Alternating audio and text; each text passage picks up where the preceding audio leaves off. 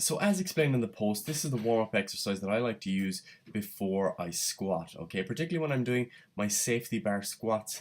This is a really nice one for finding the perfect upright position that I'm actually looking for when I'm doing the exercise.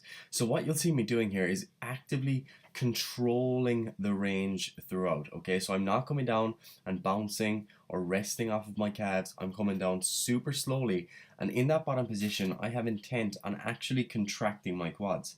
So I'm thinking about squeezing my quads as if I was to do a leg extension, and also my glutes. So I'm making sure that I'm in control of every muscle at every joint that's going to be involved in the exercise that I'm going to do. So this is going to help prime the neuromuscular system, but it's also going to help you find your active range of motion, which a lot of people struggle to do. So as you'll see, this is the range that I'm using, and what you also have to consider is that I am wearing squat shoes with insoles that allow me some extra dorsiflexion, and we'll see the effect that that has now. So right now you'll see that the angles are 50 degrees at the knee and 70 degrees at the hip. So this tells me that I'm within my active range of motion at both of those joints based on feel and based on average values. And then what we'll see is that if I wasn't to wear the squat shoes, I wouldn't have as much dorsiflexion available, meaning my knee couldn't travel as far forward.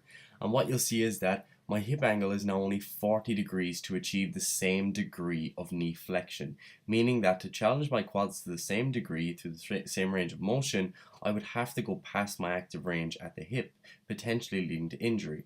And again, just to point out, this is all due to the dorsiflexion demands of the exercise itself, which are aided in this case by the use of a weightlifting shoe along with the insole, and I'll link the insoles in the post attached. So just to get back to this again, as you'll see in normal speed, the goal is to get down, squeeze the muscles in the bottom and the whole way through, and it's just a little primer for the rest of your session. It should teach you what the exercise should feel like, and ultimately when you're doing the actual exercise itself, your squat should look the same as you have practiced, just at a different speed. Okay, so obviously it's going to be more challenging.